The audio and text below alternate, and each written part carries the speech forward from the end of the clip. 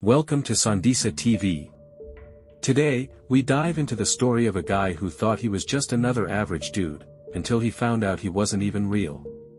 Yep, turns out he's a background character in a game. But instead of taking that information like a reasonable NPC and going about his scripted life, he decides to break free and shake up his world. Be warned, this video is packed with spoilers, so proceed with caution. And hey, don't forget to like and subscribe. We've got over 80 videos for you to binge watch. The game world. Imagine a place where chaos is the norm, where people are robbed in broad daylight, explosions happen every few seconds, and nobody bats an eye. That's Free City, an open-world video game that's basically what you'd get if Grand Theft Auto and Fortnite had a baby. It's developed by Tsunami Studios, which means it's full of glitches, corporate greed, and players who think running people over is a valid pastime. The real players, those with lives outside of Free City, can be easily spotted. They wear sunglasses and wreak havoc, while the non-player characters, NPCs, just go about their scripted routines, blissfully unaware that their world is just pixels and code. Among them is Guy, a perpetually cheerful bank teller who wakes up every day, grabs his coffee, and gets held at gunpoint as part of his daily routine. His best friend, Buddy, is a security guard at the same bank. Their lives may be predictable, but they don't question it. Until one day. The awakening. Meet Millie Rusk, an unemployed game developer who's on a mission. She believes that Tsunami Studios stole her game's source code and buried it inside Free City. To find proof, she sneaks into the game under her avatar, Molotov Girl, searching for clues. One day, while minding her own business and probably questioning her life choices, she catches Guy's attention by humming Fantasy by Mariah Carey. Now, Guy isn't supposed to notice players, his programming literally forbids it, but something about Molotov Girl makes him stop in his tracks. This tiny moment sparks something inside him.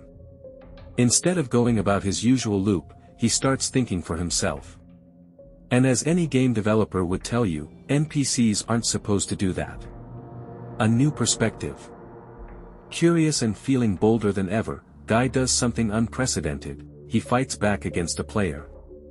In the process, he manages to steal their sunglasses, which, as it turns out, are the key to seeing the game world as the players do. When he puts them on, his reality shifts. Suddenly, he can see health bars, mission prompts, in-game currency, and all the chaotic nonsense players are up to. Overwhelmed yet fascinated, Guy starts exploring, completely unaware that he's about to become Free City's biggest sensation. Meanwhile, the developers at Tsunami panic. The head of technical support, Walter Keys McKee, and his obnoxious coworker Mauser are tasked with handling what they assume is just a rogue player messing around. When their attempts to ban Guy fail, they realize something shocking. Guy isn't a player at all. He's an NPC.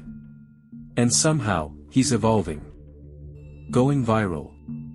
With Molotov Girl's guidance, Guy embarks on a mission to level up, not by causing destruction like other players, but by doing good deeds. He helps old ladies cross the street, stops robberies, and saves NPCs from getting obliterated by reckless players. His unique style earns him a massive online following, and soon the internet is obsessed with Blue Shirt Guy. Even the real-world news covers his antics, making him a phenomenon. As Guy grows more self-aware, other NPCs around him begin to change too, showing signs of independent thought. But there's a problem. Free City 2 is launching in 2 days, and when it does, it will overwrite Free City entirely, erasing every NPC, including Guy. The truth hurts.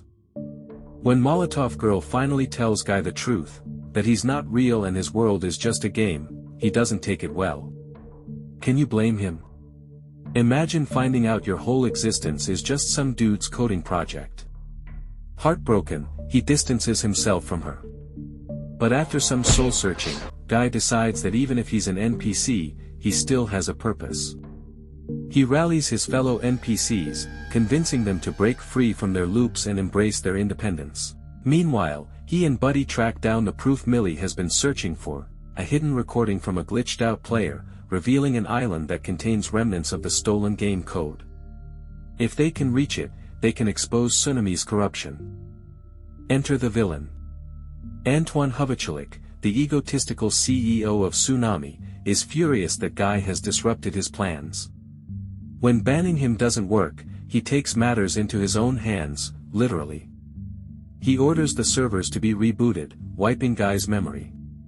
But thanks to a well-timed kiss from Molotov Girl, because even in a video game, true love conquers all, Guy regains his self-awareness and remembers the mission.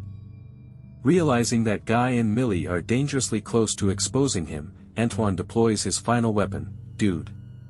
Dude versus Guy. Dude is an unfinished, jacked-up version of Guy, but with the intelligence of a potato.